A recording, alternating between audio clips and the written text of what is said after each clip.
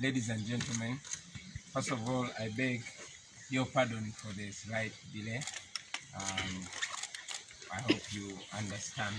I had to finish up some few things, so kindly bear with me for the delay.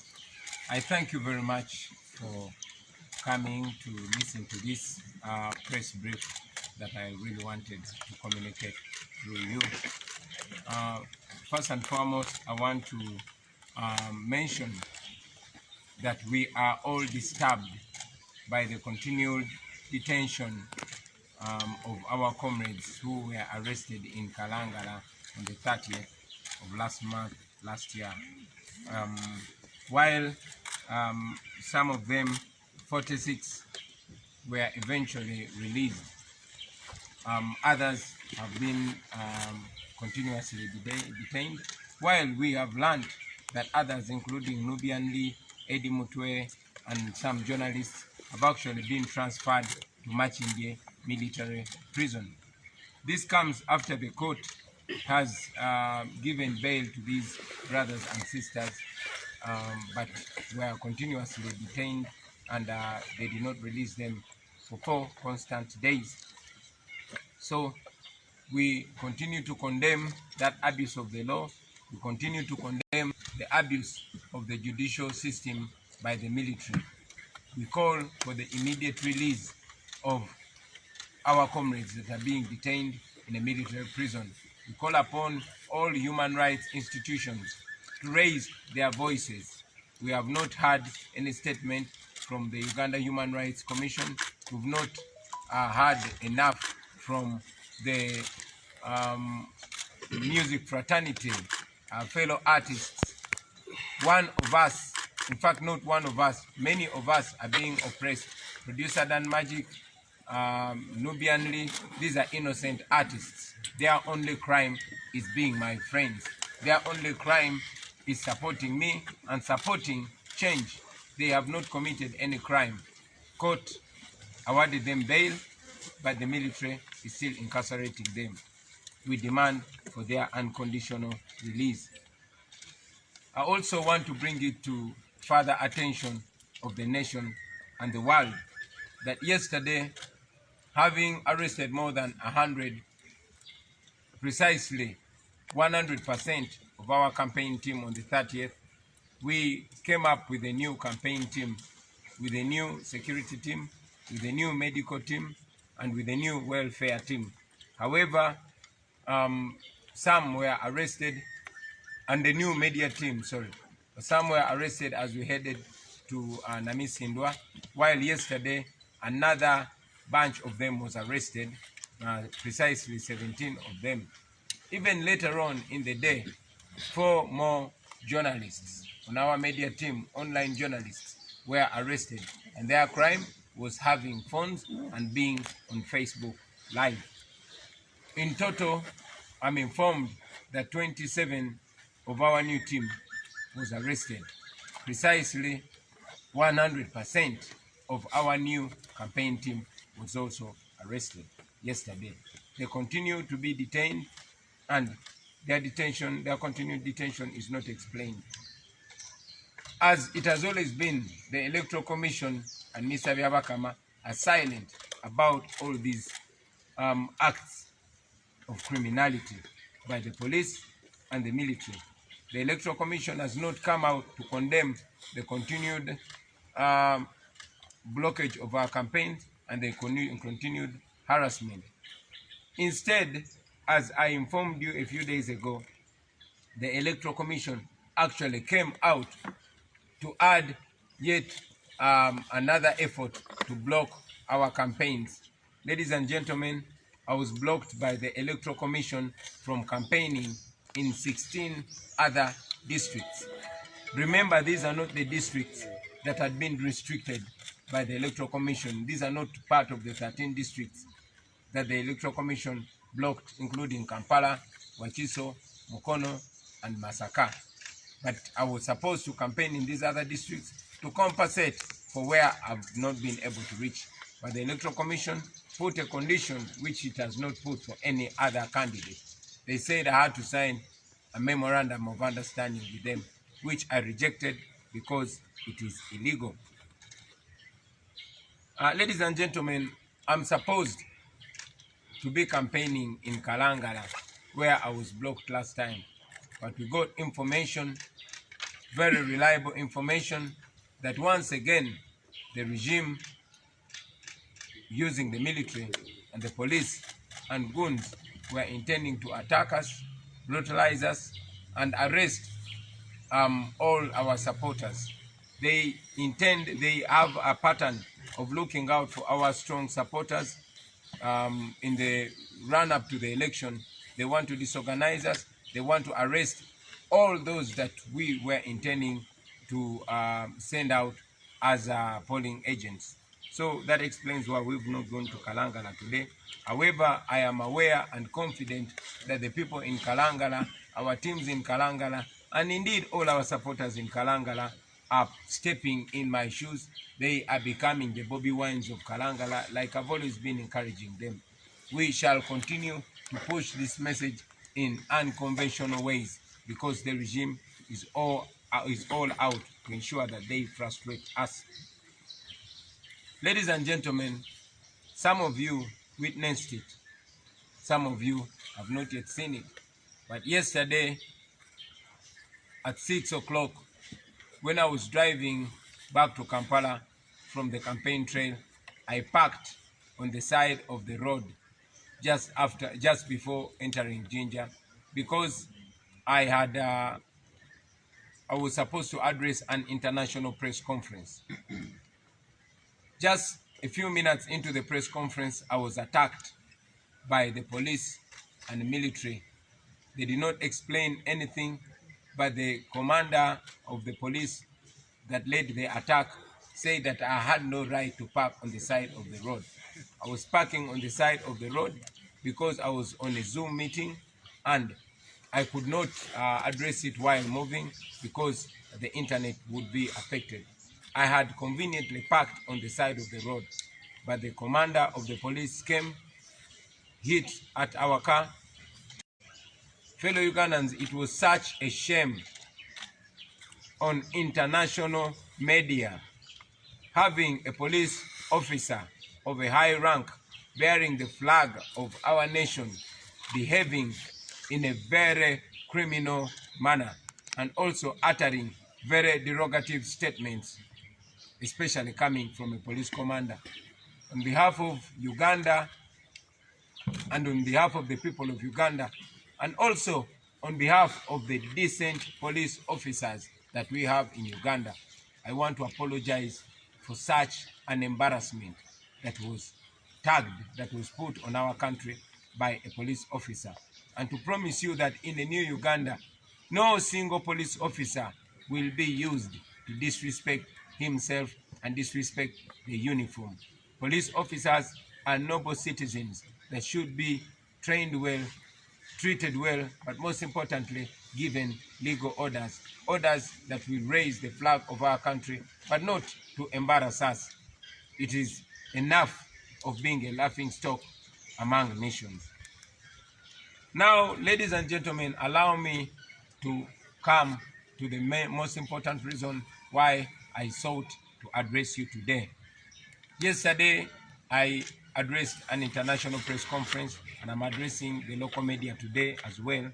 I want to announce that through our lawyers here in Uganda and our lawyers abroad, we have petitioned the International Criminal Court to investigate crimes against humanity on the orders of General Yoweri Kaguta Museveni and his Security Minister, General Eri Tumwine, and many other serving police officers and military officers.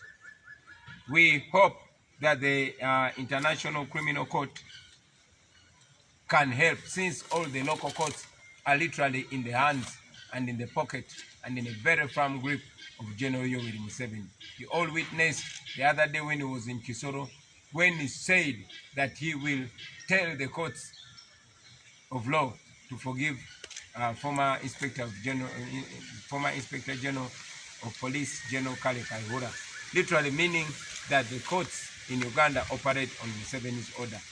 Therefore, we sought the redress of the International Criminal Court.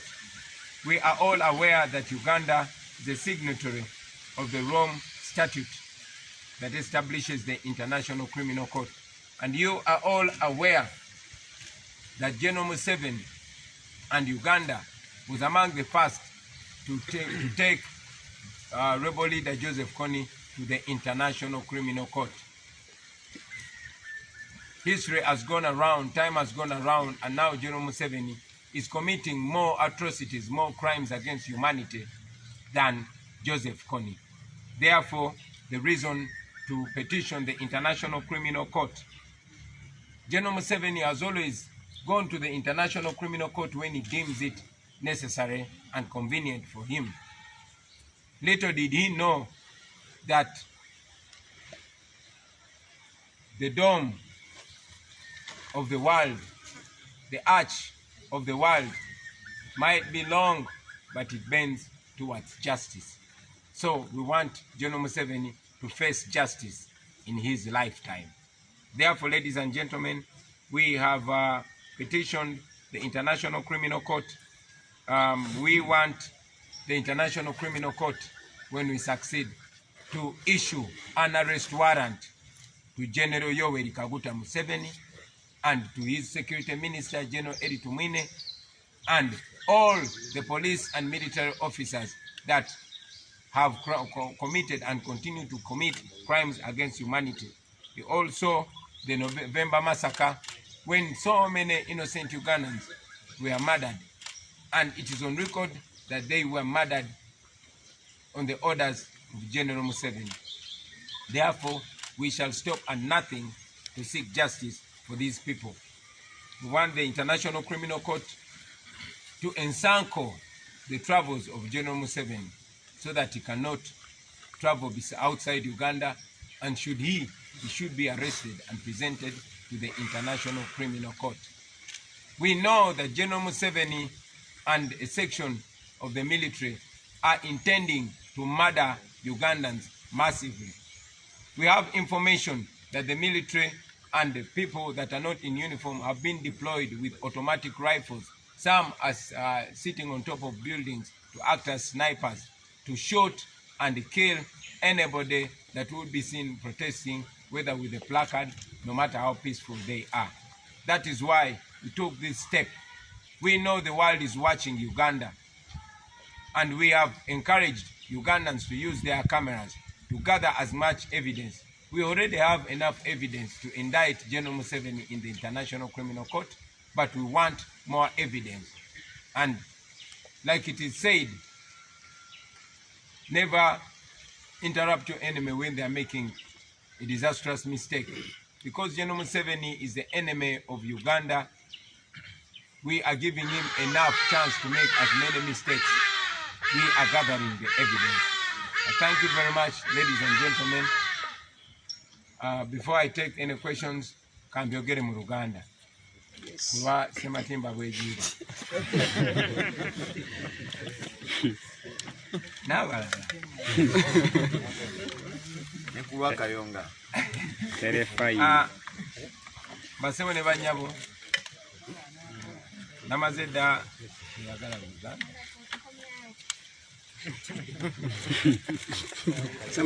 Sematimba.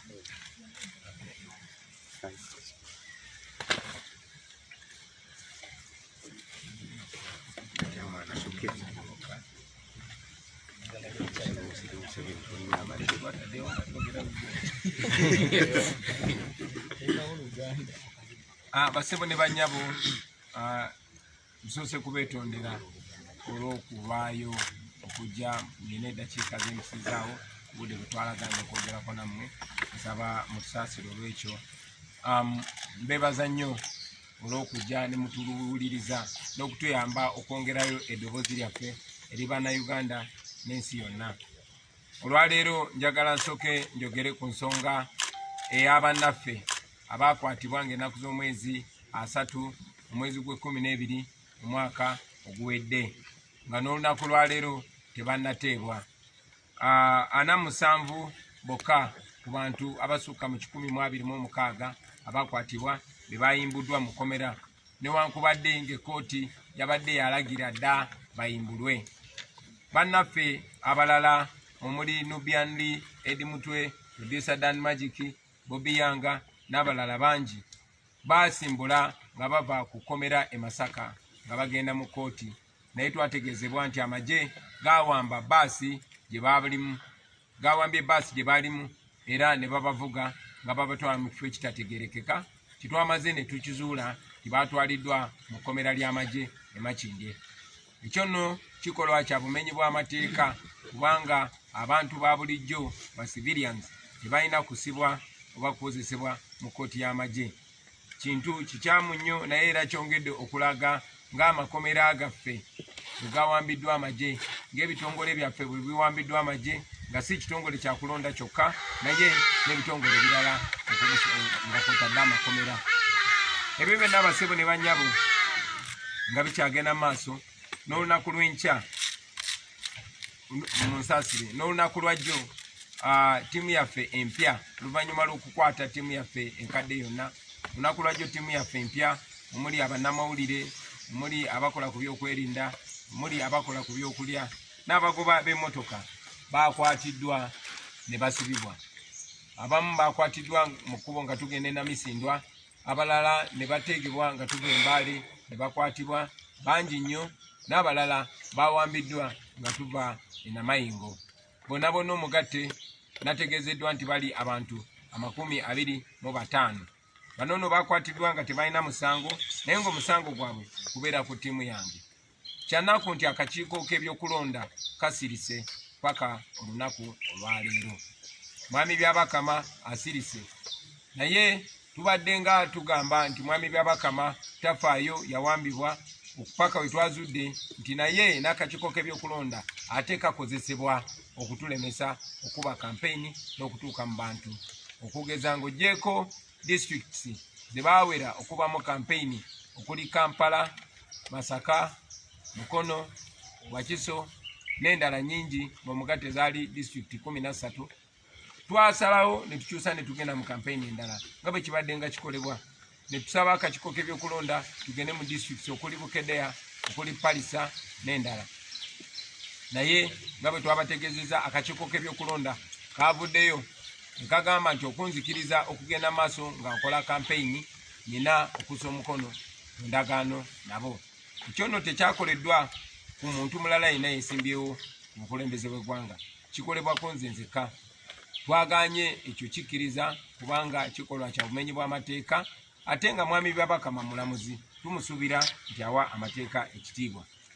Mu mbeera y'emu njagala n'okkubira omulanga bayimbi bannaffe, bannabitone bannaffe mwenna gye muli, mwavaayo n'amaanyi nga basibye Omunigeria Omale ne mumuyayaanira asumulwe kubanga ddala yali talina musango. Okuva ng'ennaku z'omwezi 3 Nubian Lee muyimbi munaffe, Dan Magic producer waffe ne bannaffe bannabitone abalala baakwatibwa ne basibibwa nga tebalina musango. Tulabye akasiriikiriro kangi. Njagala okwebaza abo abasitudde amaloboozi gaabwe naye njagala n'okubasaba mwenna bannaye, ffe ba artist, ffe ba talent people, ffe ba creatives, tulina eddoboozi ddene nnyo. Muveeyo mubanje eddembe lya munnammwe kubanga obutali bwenkanya bubeera mu kifo ekimu kiba kyabulabe nnyo kuba kiba kisoboka obutali bwenkanya obwo okusaasaana. Muveeyo mwogere ku mbeera eri mu ggwanga, mwogere ku bannammwe abatulugunyizibwa. Nubian Lee tetumanyi kye bali mukola kati mu kkomera ery'amagye naye nze gwe baasibirayo manyi kye bakola abantu, era kyannaku nnyo okulaba nga bannabitone bonna basirise.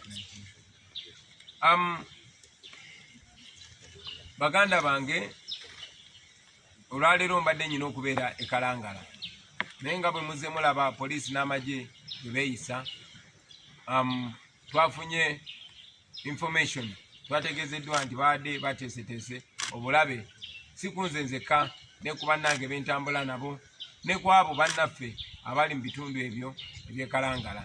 So ne tusalawo oluvannyuma lw'okwogera ne bannange tuleme kuteeka abo bantu mu balabe ate tuleme balaga bano abalabe ba Uganda baleme kumanya ani akulembera bano ani akola ki naye era mmanyi nti obubaka bwange butuuka ku bantu bekalangala bonna njagala obbasaba ntwale obukulembeze ntwale obuvunaanyizibwa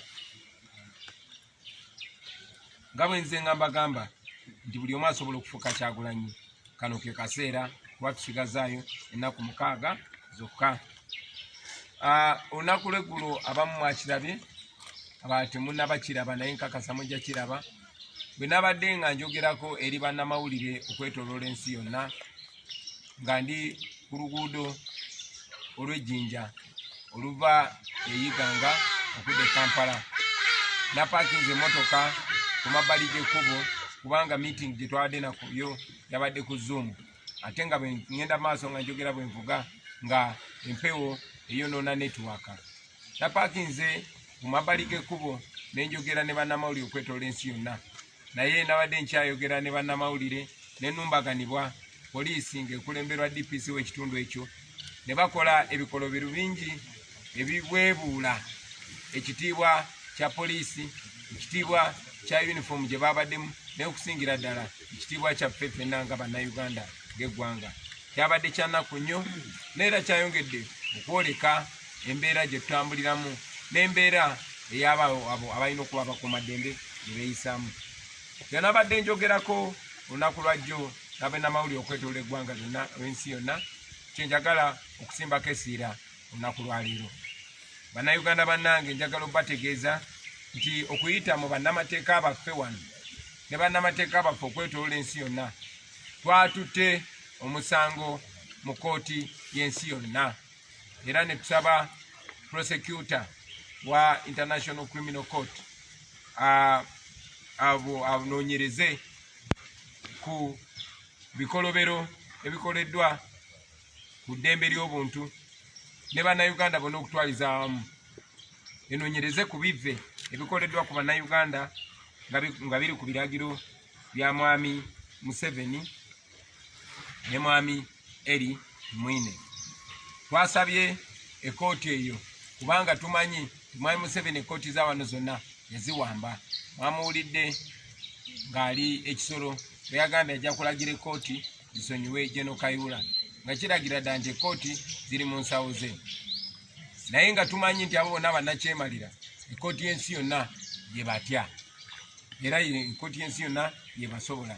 N'olw'ensonga eyo mwami Museveni twamututte mu kooti y'ensi yonna kubanga tumanyi nti Uganda y'emu ku nsi ezasse omukono ku ndagaano ey'e Roma era nga tumanyi nti Uganda y'emu ku nsi ezasooka okutwala emisango mu kooti y'ensi yonna nga batwalayo omusango gwe bateeka ku Joseph Kony era ekibaluwa kibakuntumye ne kifuluma ku Joseph Kony. Kyannaku nti mwami Museveni amaliriza akoze ebikolobero bingi nnyo n'okusinga ebikolobero ebyakolebwa Joseph Kony. N'olw'ensonga eyo nga bannayuganda batukwatagana n'emikwano gyaffe ne bannamateeka abaffe bonna tusazeewo tutwale mwami Museveni mu kooti y'ensi yonna nga twagala ekooti y'ensi yonna eyo eteeke envumbo ku mwami Museveni, mwami Eri Mwine n'abo abasirikale n'abapoliisi n'abantu abalala abavumiridde abalinyiridde eddembe ly'obuntu wano mu Uganda. Twagala ekibaluwa kibakuntumye kifulume ku General Museveni nga takyasobola kufuluma Uganda nga naye bamusanga e Kenya bamukwatirawo jeeki. Tumwenyamu naye ng'ensonga eri very serious. Twagala mwami Museveni nga ne bamusanga e Kenya bamukubaki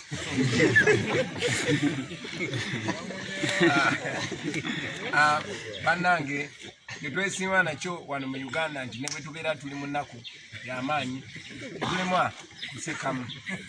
So ekyo ekiwandiiko basebo ne banyabo tulina essuubi nti ekooti y'ensi yonna egenda kifulumya. Mwenna mwalaba ettemu n'okusanjaga abantu okwaliwo mu mwezi gw'omwenda wakati w'ennaku z'omwezi 18 ne 19.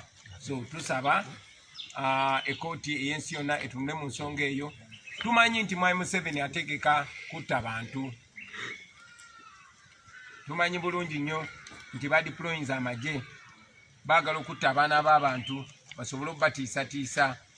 Badeployinze amagye ne poliisi ne babawo ebiragiro ebyashukitiro naye kyamukisa mulungi tibo si bangi kusinga bannayuganda n'olwensonga eyo nga tugenda mu kulonda kuno bwe twategeera nti mwami Museveni ateekateeka ttemu nga lyeyatulagako mu mwezi gw'omwenda mu mwezi gw'11 twamusooseeyo ne tumutwala mu kooti y'ensi yonna era bwe mulabye nga tubasaba mwe bannamawulire ne bannayuganda bonna okukozesa kamera zammwe tubasaba buli awali ebikolobero ebikolebwa poliisi n'amagye mwe mukozese kamera zammwe tubasaba mwenna gye muli mukozese kamera zammwe muzifune buli omu akuŋŋaanya evidence abo abantu bonna babatiisatiisa naye be basinga okutya ate tubafunzizza kubanga amateeka gali ku sayidi yaffe ate tuli mu mulembe gwotosobola kukola bikolobero n'obikweka n'olw'ensonga eyo mukozese kamera zammwe mwami Museveni byagezaako okutiisatiisa abantu nti ajja batta njagala abeere ng'akimanyi ne munnayuganda yenna ng'akimanyi nti kkooti y'ensi yonna nayo emulindiridde mwebale nnyo mwebalire ddala basebo ne bannyabo. Now I can take a few questions, maybe in English or in Uganda or in French if you want.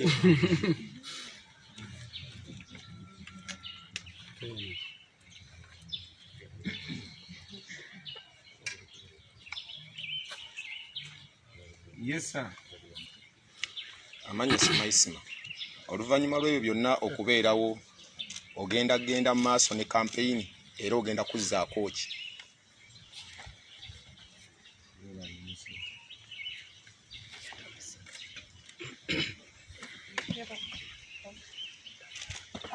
What confirmation do you have that ADM, Nubian, etc. are going to be tried by military court?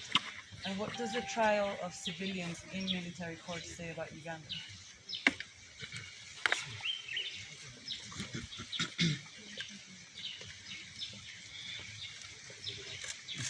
Yes, my question is in relation to the ICC petition.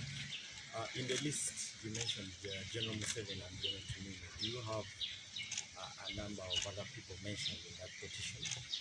And then lastly, it is not the first time Ugandans are mentioning ICC should come for President Museveni. But how different is this petition from the rest of the petitions, like the one of Kasese, among others?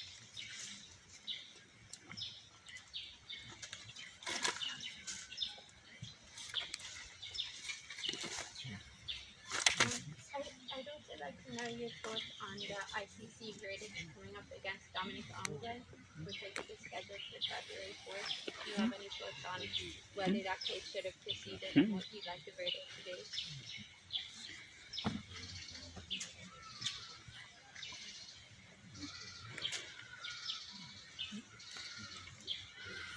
Thank you very much. Maybe I'll answer those first.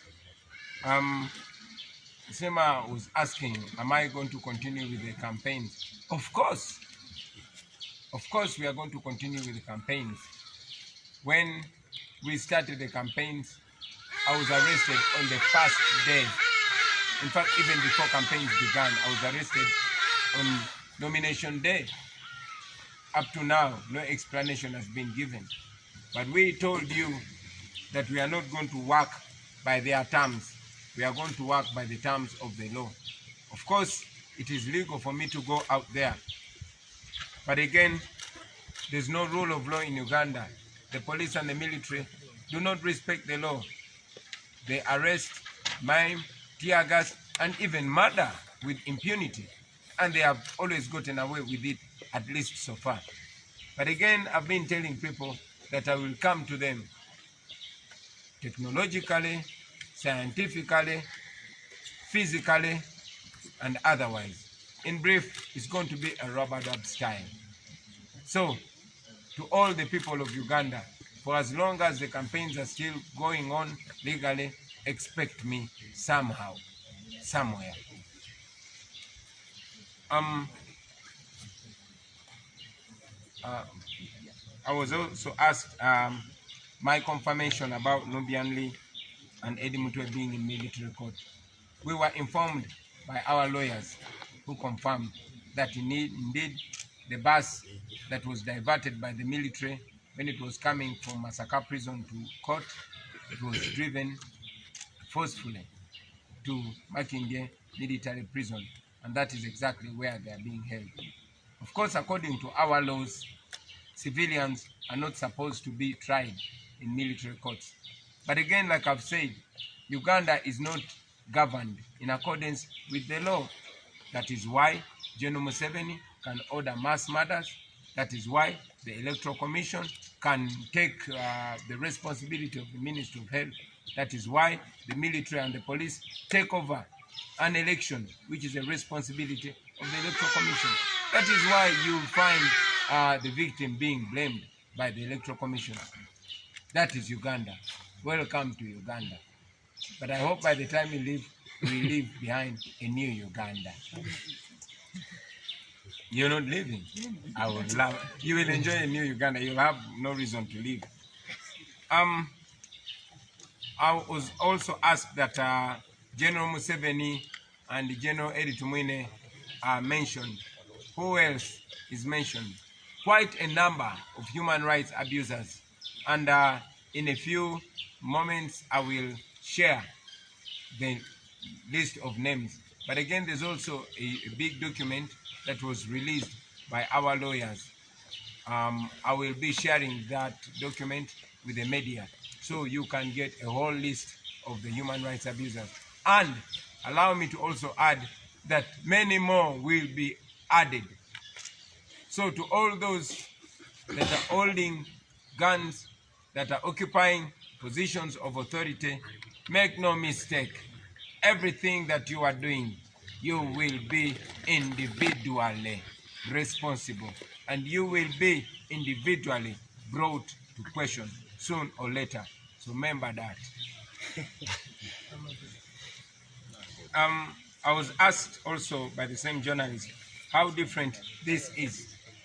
Well, this is as different as this wave. It's as different as the National Unity Platform. It's as different as Chagulanyi. It's as different as now. It's as different as you see. And we pray that, of course, standing on the shoulders of those that came before us and speaking from the experience of their successes and failures, and also learning from the many efforts that have been made before our own to try and put those abusers of human rights to question. We hope and pray that it's going to succeed, and it will succeed soon. Like I said, the arch of the universe might be long, but it bends toward justice, and it finally does. I was asked to give my thoughts on Dominic Ongwen, whose verdict is coming out soon. I am for justice wherever it is, whoever it indicts, and whoever it frees. I am for justice. Nobody should commit crimes against humanity and go scot-free, no matter how long it takes. Thank you. Sema Timba, atademu diski ya Uganda.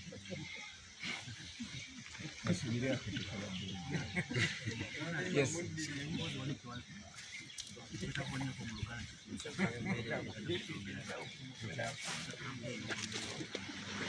Oh, maybe mbidemu buzi mu Uganda bune.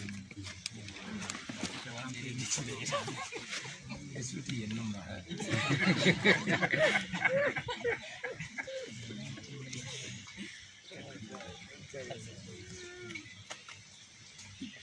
Mwebale nnyo bassebo ne bannyabo okumpa omukisa nate bino ebibuuzo bye mbuziddwa mbiddemu mu Luganda. Mbuziddwa oba naagenda maaso nga nkola campaign. Bassebo ne bannyabo, kino kiseera kya campaign. Kino kiseera kya kwogera n'abalonzi. Etteeka bwe ligamba buli kye tukola kiri mu mateeka. Newankubadde akakiiko k'ebyokulonda ko tekagoberera amateeka. Newankubadde abakuumaddembe poliisi n'amagye bo tebagoberera amateeka. Tetugoberera amateeka, tugenda gagoberera, naye tukusingira ddala tugenda kukozesa ago amateeka, tetugenda galeka gatuyite mu ngalo. Tugenda gakozesa okwerwanako. So n'olw'ensonga eyo genda maaso ne campaign. Manyi nti batuteekera emisanvu mu kkubo, manyi nti batuteega, manyi nti bakola ebikolobero bingi nnyo, batukolako ebikyamu bingi. Naye njagala obategeeza nga bwe nabategeeza gye buvuddeko tujja batuukako mu style yonna, tujja batuukako digitale, scientifically, technologically ne physically, tujja batuukako mu robot style. Naye ate era ngenda maaso n'okukunga bannange abali eyo nti buli omu asobola okufuuka Kyagulanyi. Tutambuze eno ensonga, bano abasajja basigale nga balubedde ku nze naye nga mweyo mutambula. So buli omu akole ekyasobola okukola ate kikole n'amaanyi go gonna. Mbuziddwa ku engeri gye twategedde nti muganda waffe Nubian Lee Edi Mutwe n'abalala bali mu kkomera ly'amagye. Bannamateeka baffe batutegeezezza bagoberedde ebbaasi kuva ku kkomera ery'e Masaka yabadde erina okugenda ku kooti, naye ne wambibwa amagye ne bagikyusa ne bagivuga ng'edda Kampala, era jasibidde mu kkomera ly'amagye e Makindye nga ne buno obudde bwenjogerera gye bali. Bambuzizza ani omulala gwe twatute mu kkooti y'ensi yonna oggyeko Mwami Museveni ne minisita w'ebyokwerinda Eric Mwini. Bangi era eri bannamawulire bwe nva wano tugenda kufulumya statement, naye ate ne bannamateeka baffe okwetoola ensi yonna bafulumiza ekiwandiiko. Ekiwandiiko ekyo nja kigabanako nammwe bannamawulire musobole okumanya ddala abantu bonna abali ku olwo olukalala. Mpozi n'okubajjukiza ti n'abalala bakyeyongerako. Tudipendinga nnyo ku mmwe bannayuganda okutuwa obujulizi kw'abo abakola ebikolobero ku bantu. Tumanyi era naffe tugenda maaso okola okunoonyereza kwaffe ani abawa amateeka. Kyenjagala obategeeza mwenna abali eyo, mwe abali mu bifo eby'obuyinza, mwe bamukwata mundu, buli akola ebikolobero ku munnayuganda gwe tujja kukabanga gwe omuntu, era ebibuuzo ojja biddamu nga gwe omuntu. Ne Mwami Museveni twagala abiddemu ebibuuzo bino ye ng'omuntu, newankubadde akozesa bubi woofiisi ye n'alagira ettemu ly'abantu nakibagambira nziramu kibagamba twagala ekkooti y'ensi yonna efulumye ekiwandiiko kibakuntumye nga Mwami Museveni tasobola kufuluma wano mu Uganda. Eggwanga lyonna gye bamusanga bamukwata bukwasi jeeke n'atwalibwa mu kkooti ey'ensi yonna.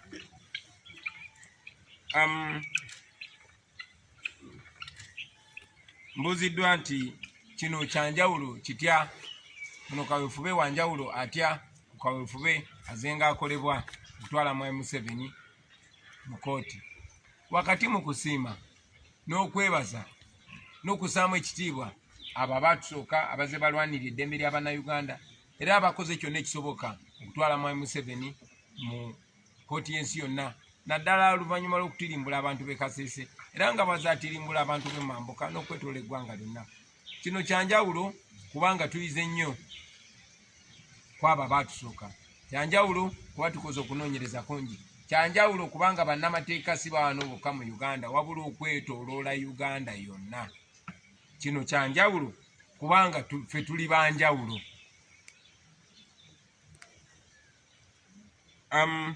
Mbuuziddwa mpozi ekisembayo ndowooza ki ku munnamagye Dominic Ongwen yakwatibwa era ensala ye ey'omusango gwe gwamuwabibwa mu kkooti y'ensi yonna egenda okufuluma mu nnaku ntono okuva leero.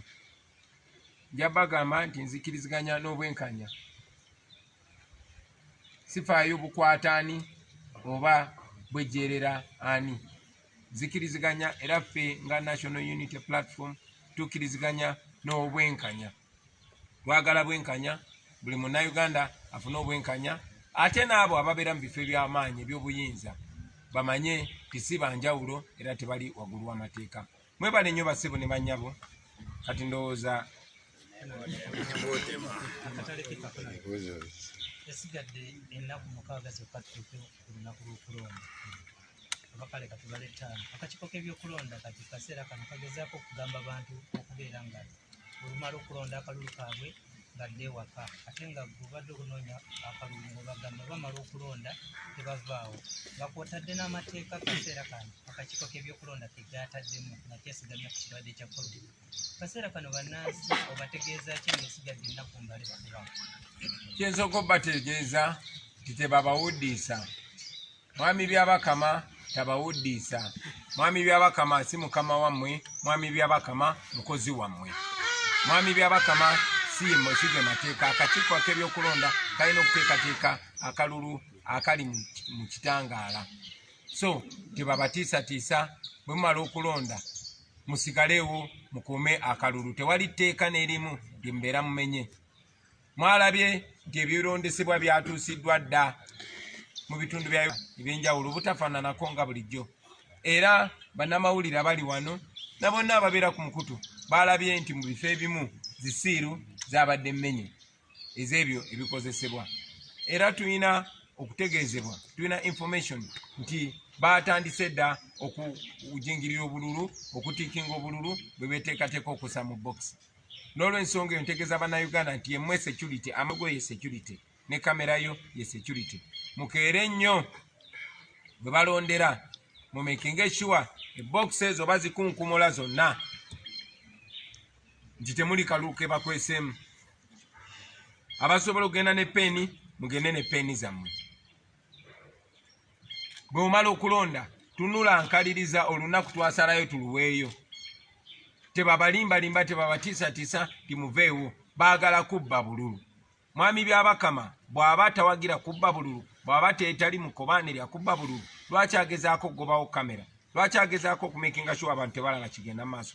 Kiri eri mmwe bannayuganda mwenna, tebasobola balemesa, tebasobola tulemesa ggwanga lyonna. Tuli bangi nnyo ate lino eggwanga ddene. Gwe guno omukisa gwammwe okubeera sure nti mmwe kalulu k'amazima n'obwenkanya.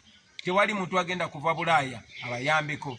Tewali muntu atali munnayuganda agenda bayambako. Mmwe nga mmwe, lino ddembe lyammwe, luno olunaku lwammwe, mwebeereremu. Tebabatiisatiisa, tebabalimbalimba, mukuume akalulu kammwe, tufune amazima.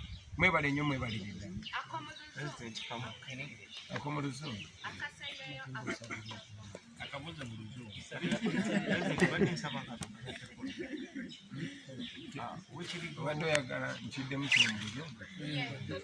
Yeah, thank you. I've been asked that we are giving different messages. Mr. Byabakama, the chairperson of the Electoral Commission, is telling people to cast their vote and go away. I don't agree with him because that is illegal. There's no law that you will be breaking when you stay and watch your vote. This is one historical day that we have as the people of Uganda. It is not criminal to guard your vote. It is not criminal at all. You have all seen that the Electoral Commission has started delivering electoral materials. But again, very many seals were seen broken. And we also have information that some groups have already accessed ballots and are already ticking them. If we all want transparency, so let transparency prevail. Mr. Byabakama should not intimidate you. It is not illegal to watch your vote. Get to the polling station as early as 6 or even 5. Watch. Make sure the boxes are open for everybody to see. Make sure they are sealed, and make sure you watch through all the electoral process to ensure we have a credible, transparent, free and fair election. It is not criminal, it is within the law. No foreigner is going to come to Uganda to guarantee a free and fair election for you fellow Ugandans. It is you. This is your opportunity. Let us get to work. Let us do this. Mr. Chegolani, might that not be interpreted as a challenge considering the SOPs we have at the moment in force? People guarding their votes might be seen as crowds gathering, and that might actually give police and security forces reason to intervene. Do you feel responsible if anything will happen in that line, or how do you advise the people to guard their votes and obey the SOPs, please? Thank you very much.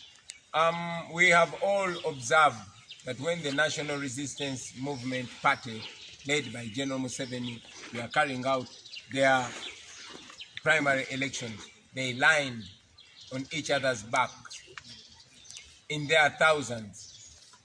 This was at the height of the COVID-19 pandemic, but they did that. The Electoral Commission did not mention a thing. However, on our side, we have constantly advised all our supporters, in fact, all Ugandans, to show up with a face mask. Let everybody carry a face mask. And again, after casting your vote, stay a safe distance in observance of the SOPs, but don't relegate your duty. Nobody is going to watch the election for you. Let us do it well aware that the COVID-19 pandemic is there. It's mismanaged. It's not given the due consideration by the regime. It is us. It is a new Uganda that is going to fix that. So while you should observe the SOPs, while you must wear your face mask, while you must ensure that you social distance, please ensure above all those things that you watch your vote. Ekyo kituweko mu Luganda honorable ekyo kinyine kisembe. Mbuziddwa nti government ebadde nga yekwasa okusaasaanya kw'ekirwadde kya COVID-19 tebagenda kufuna mukisa kwekwasa kubanga abantu bajja kuba bakuŋŋaanye nnyo. Nzize nkigamba bannayuganda era nziramu nekibagamba nti mujjukira nti ekibiina kya NRM ekikulemberwa Mwami Museveni kyakola okulonda kwakyo okwa primaries nga basimba ku mugongo enkumi n'enkumi z'abantu ng'abamu bangi tebalina face masks, tebalina kye babakola wabula amagye ne poliisi baali babakumye. Naye ku ludda olwaffe tuze nga tutegeeza Bannayuganda nti buli agenda okulonda genda ne face mask. Ng'omaze okutuuka gy'olondera londa naye sigalawo ng'okuuma social distance ng'olina ne face mask.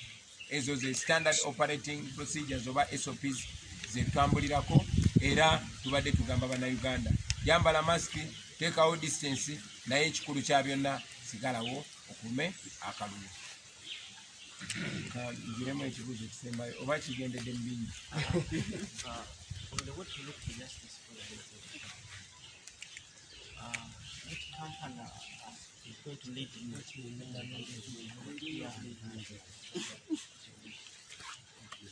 We are releasing a statement on the same, and I would request that you get that statement. It's going to be on all our online platforms, both our statement and the statement from our lawyers here and abroad.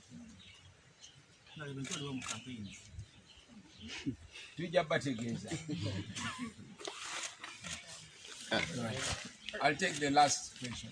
Oh, is this election still redeemable, or this unlevel playing field that you're describing, does it make it fatally flawed? Come again, please. Is this election still redeemable, or this unlevel playing field that you're describing, does it make it fatally flawed? Thank you very much. First, I'll answer the latter. This election is clearly flawed. The Electoral Commission is not in control of this election. It is the military and the police. But this is not the first time that such illegalities and irregularities are ongoing. So clearly, the field is not leveled. I am restricted from campaign, but as we speak, many other candidates are campaigning. I campaign with a bulletproof vest and a ballistic helmet on. I have not seen it. I don't know if anybody has seen it, but those are the conditions that we are in. I'm not even allowed to drive on the main roads. So it's clearly unleveled. It's tilted very steeply in favor of the incumbent, General Museveni. Is it redeemable? We are not into this election as a farce. We are not into this election because we accept it to be fair. We are in this election because it is our only constitutional, legal, peaceful, but most importantly, guaranteed way of protesting. This is going to be a protest vote. We have called upon all people to come out massively and vote regardless of the tear gas, regardless of the intimidation. Why are we doing this? Because General Museveni has always branded people that stand against his illegalities and criminalities as violent. We have constantly called upon people to be non-violent. But again, we know that young people are the majority. We are blessed with the social media. We are blessed with massive connectivity. I have always said it, that we are first world brains stuck in a third world country. And the only thing that makes our country third world is because we have third world leaders. But we are grateful to the Almighty God that we are a generation united beyond tribe, beyond religion, beyond creed. And that is our biggest weapon. While the regime has the gun as the weapon, we have the camera as the weapon. And we know that we as a generation can guarantee this election. So this election is redeemable. Not redeemable that we know that they are going to announce us, but redeemable that we can massively all come up and agree unequivocally on the voice that has been asserted by the people of Uganda. How we go about it when General Museveni tries to usurp and stifle the voice of the people of Uganda, that is why we have petitioned the International Criminal Court, and we shall take every legal, every constitutional, and every peaceful and moral approach to challenging General Museveni and ending his 35-year dictatorship that has been characterized by murder, hate, and absolute lawlessness. Thank you. President, one last thing. According to the information coming in is the team and the team are in the end in the marshal. What's your take on that? Well, that is what all dictators do. When I was brutally arrested in Arua after the murder of my driver Yasin Kauma, I was illegally arraigned in the court martial. We all know how it ended. So we know that, like Mandela tells us, it always seems impossible until it's done. We know that we shall one day be free, and the rule of law shall flourish, and the citizens of Uganda shall get their freedom. So to you, Brother Nubian Lee, to you, Eddie Mutwe, to you, Dan Magic, and all the friends and comrades that are being persecuted for thinking the way you think, hanging right there. Freedom is coming, and is coming soon. Thank you very much, ladies and gentlemen.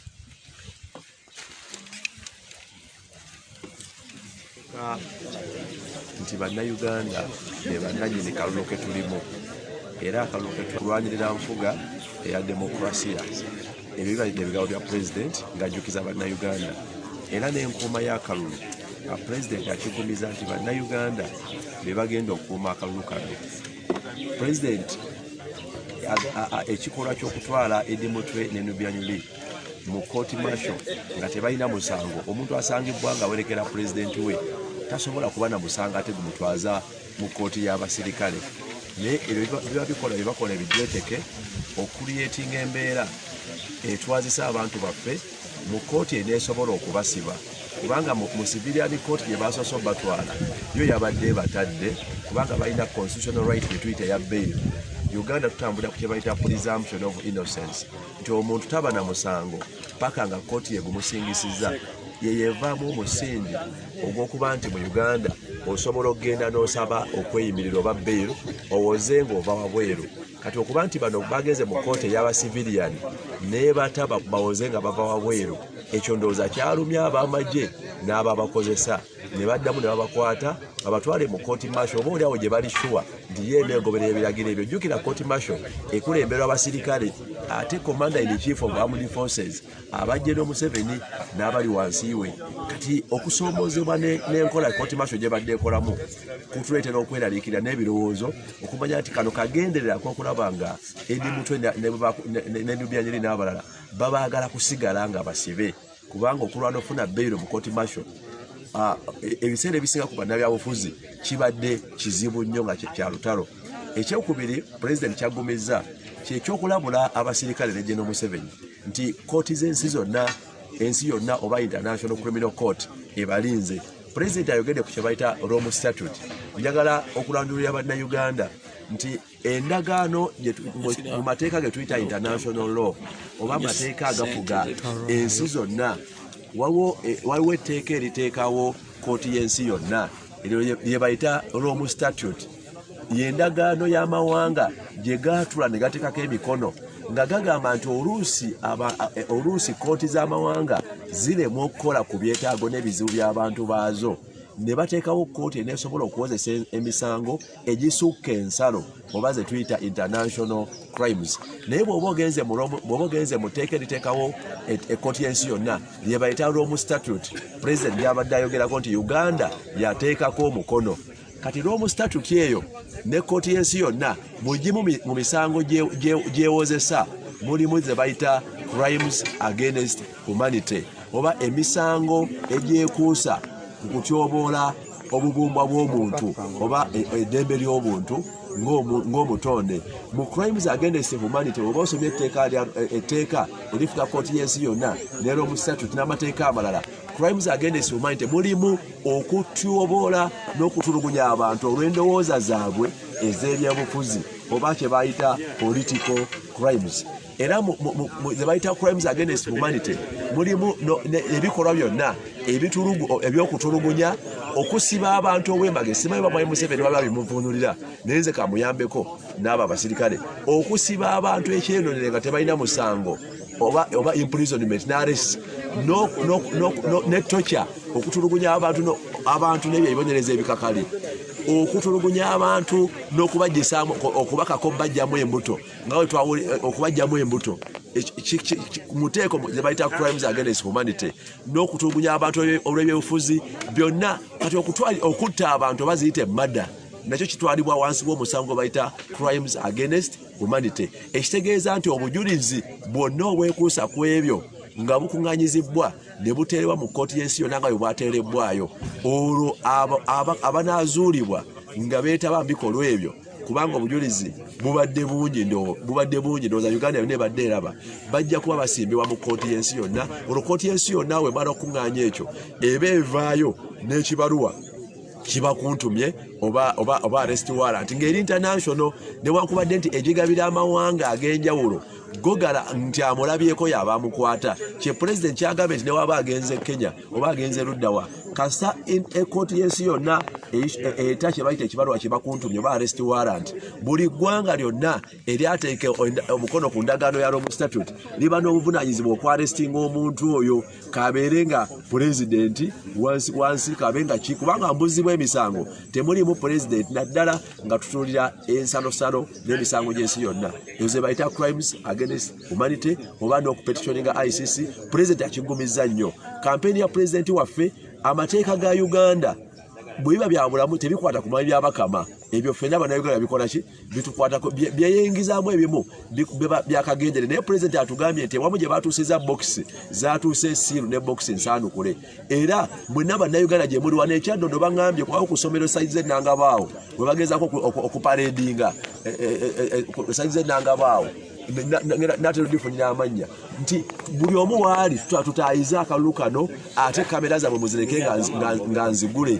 Bannayuganda kano akalulu kaffe ate twagala kutaasa demokrasiya w'eggwanga Uganda. Kyekyo pulezidenti kyayimiriddeko naga nti kano tekalinga abalala ababaddewo, bino bya ddala bannansi. Era nti mwami Museveni okwetantala okutyoboola ensalawo y'abannayuganda oba okugitigaatiga, ekirungi pulezidenti agambye bannayuganda olwaleero abasinga obungi bavubuka, ate twasazeewo okukozesa ebikolwa amateeka bye gatunuulira ng'okuyingira akalulu. Pulezidenti waffe yagera ne bamunominatinga, bwe kuba kumukwata bamukwata kuva ku lunaku lwa nomination, naye yalemerako. Era n'atukakasa nti kampeyini zigenda mu maaso mu ngeri yonna ajja tuka ku bannayuganda, oba ng'atambula oba ng'ayogera oba mu birooto, mu mbeera zonna. Naye n'abagamba buli omu waali asigale nga yerabanga Kyagulanyi, buli omu waali asigale nga yerabanga NUP. So bannayuganda abali etubagumya nti ono n'akyemalira atya kkooti y'ensi yonna, naye ate nammwe abakozesebwa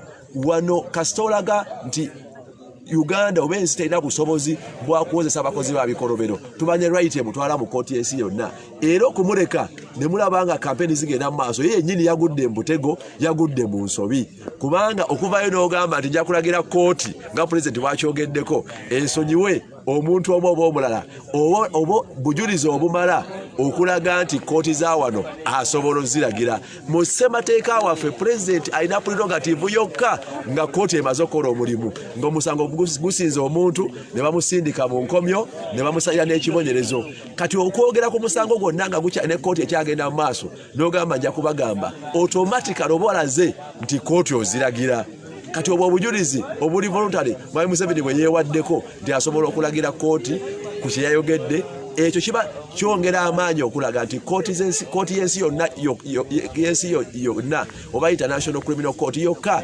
yeesobola okumwaŋŋanga naye nga NUP ne People Power ne President waffe Kyagulanyi campaign ekyagenda mu maaso ate bannayuganda gy'abadde ajja ng'ababuusa mumbadde mumwanyiriza agenda okutuuka nga mumwakuŋŋaanyidde edda mbungi okumwanyiriza message gy'abadde atambuza mu ggwanga lyonna ebadde eyita ku mikutu gino gyonna social media naye bannange abalwanyi baffe ba heroes mu lutabaalo luno ndoza babadde bano abaami be mulengera abakutte kamera mulabanze naye be bazikutte mwongere okubawagira kubanga embeera abasinga batulugunyizibwa abasinga bakava mu makomera ndaba wano omusajja bakubaye kamera temutunoddemu mu mbeera zonna twagala okukwatira awamu nga bannayuganda kana akalulu k'abannansi buli omu akole ekyasobola okulaba nga akalulu kano tumala ennaku 5 zokka tulinga abasitudde endoddo tugyetisse tugenda kusomoka tugenda gisomosa lusozi kati akaseera ke tusigaza bw'oba waatendewalirwa ffenna etugwira kansa abasibe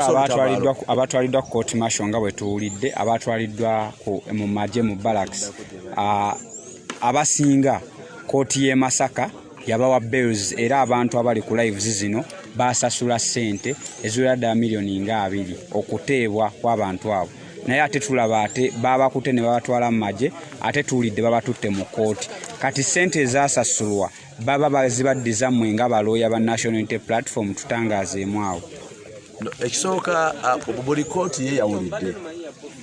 kooti yeyawulidde era omuntu takkirizibwa kuvunaanibwa musango gwe gumu mu kooti za njawulo singa babatwala mu kooti ezo ne babavunaana emisango gye gimu olwedde gye babavunaanye mu kooti ziri ne beeyimirirwa egyo tuba tugiwakanya kubanga kiba kikyamu mu mateeka omuntu tasobola kuvunaanibwa omusango gwe gumu mu kooti za njawulo gamba n'omuntu wabanga amaze okuvunaanibwa omusango ne yeewozaako era takkirizibwa kuddamu guvunaanibwa kaakati okubatwala mu kooti martial kagenderere tulina tiimu ey'abalooya eyamaze dda okukudduka okugoberera abo na bonna mu Uganda embaale wayo tiimu edduse okutaasa abali ku poliisi na Uganda yonna tugezaako kyetusobola okugabana obuvunaanyizibwa okutaasa abantu baffe naye sinaba kufuna mbujjuvu musango ki gwe babasomedde mu kooti martial bwe giba gye gimu n'egyabavunaanibwa e Masaka egyo tuba tugiwakanya tekikkirizibwa kuvunaana muntu musango gwe gumu mu kooti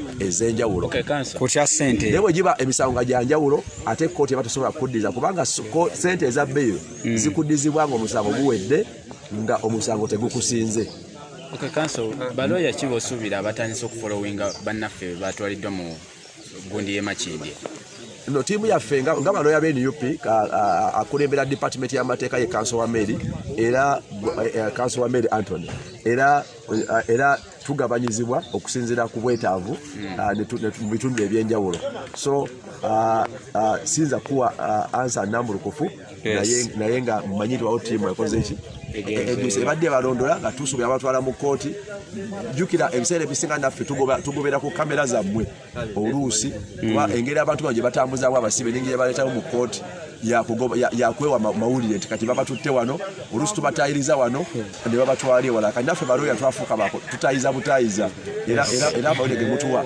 gatuyamba nnyo tweyanza nnyo tweyanzeege abantu